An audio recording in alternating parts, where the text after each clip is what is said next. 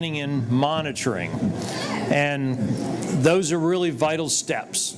Projects, and everybody knows, measure twice, cut once, fail to plan to fail, all those little things, but few people really embrace it.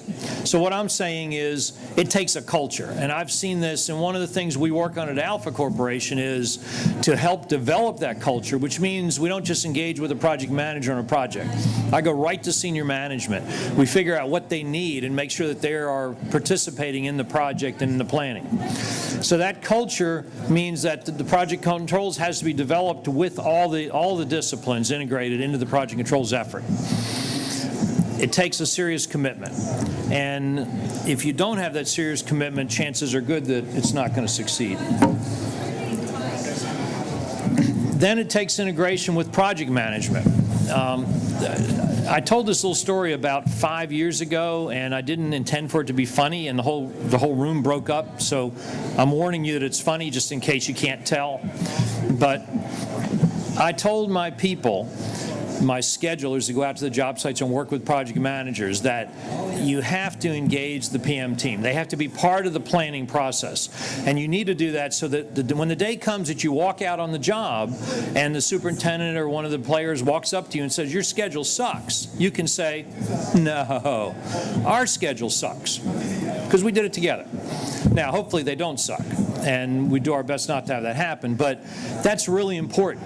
I'm an old guy. I built a lot of different types of projects, a lot of churches, a lot of military installations.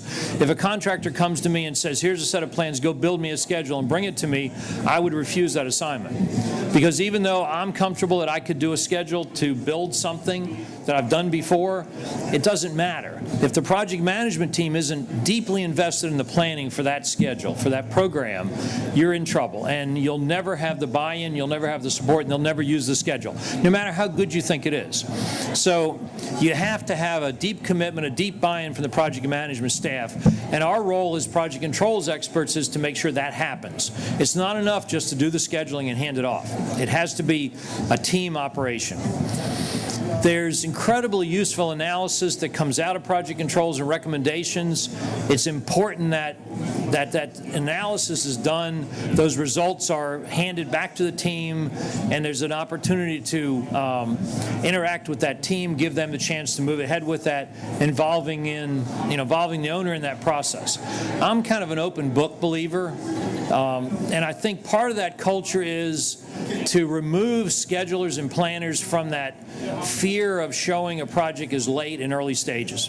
The goal is to have a good enough program or schedule in place that it gives you early warning of the problems.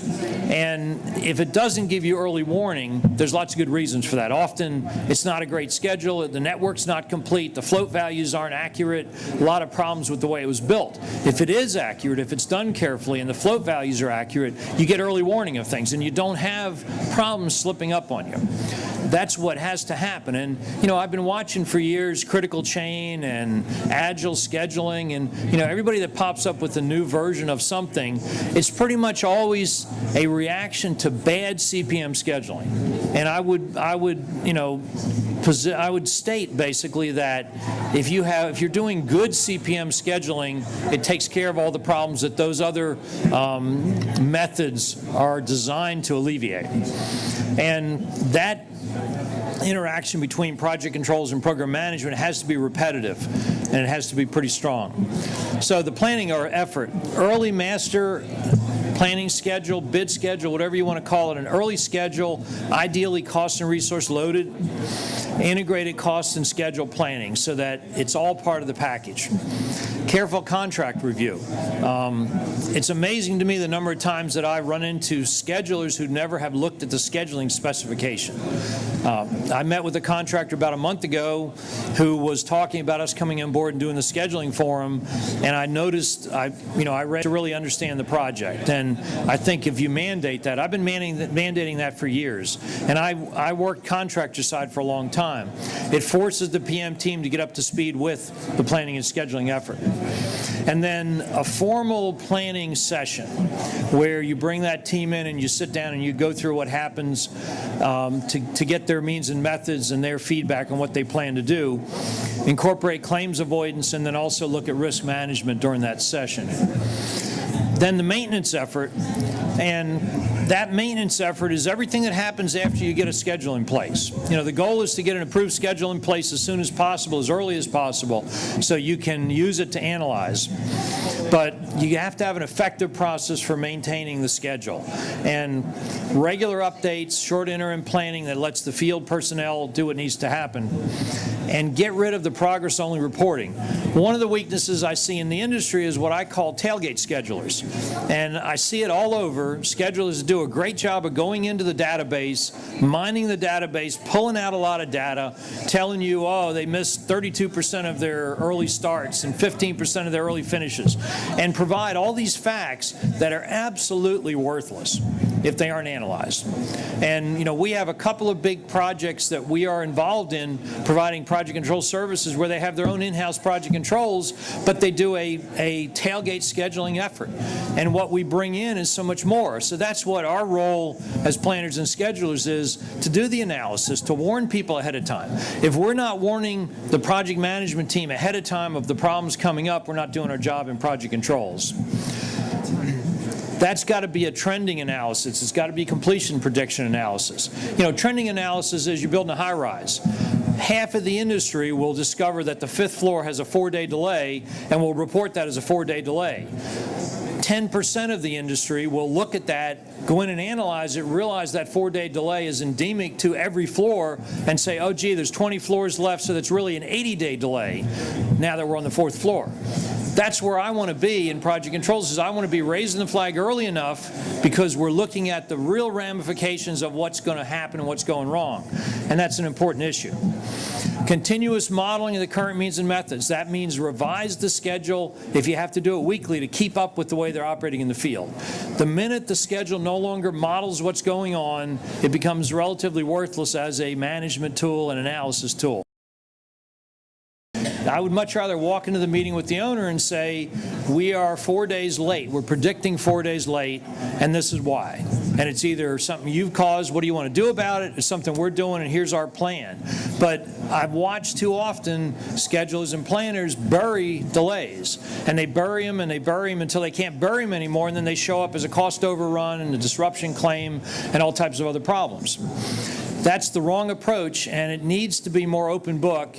It means you have to accept that, you have to buy into the planning culture and the project controls culture. So, interactive implementation, formal change management, formal time impact analyses. You know, it takes an hour or two to do a simple time impact analysis. So you can do that prospectively. Very few contractors would be happy to work T&M with no guarantee that they're going to get paid, but almost every contractor is happy to work T, you know, time, without having a time extension. So I just say treat it the same.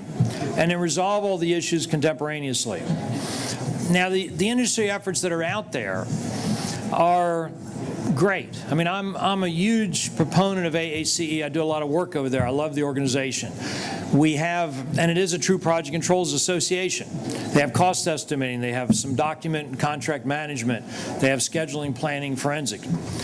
They have the cost management framework that identifies the body of knowledge but doesn't really describe it, and then we write recommended practices to match that body of knowledge. That means it's a piecemeal effort, and it will continue to be. So there's a lot of work left to be done there. In the College of Scheduling, we're writing a best practices and guidelines, and you know, we expect to have that out as a draft at the end of the year. I think that will be pretty good, and then we're going to move into some claims side work. The standards that are developed at PMI are so high level they're not very useful. Then the other organizations, CII, CIOB, RICS, they don't operate the full body of knowledge. Now, planning support for the Guild. You know, the goal with the Guild was to develop a body to enable recognition within the industry and the employers and organizations, and align the industry and the global variations to get standardization. develop regional centers of excellence, maintain this and support those efforts, and develop a large body of professional controls. Develop a career path focused by discipline and with levels of competence. We're looking at career paths, and we've tried to map out the career paths. We're looking at really two levels, whether we have an entry level or a basic level. Planner's User Guide is due out this year. We plan to follow it up with the other disciplines and then the accreditation scheme to give us certifications. We look to develop training and to bring on major corporations that will buy into the training, that they're doing that already. So we're going to develop the real first comprehensive package of career path guidance. And that's it.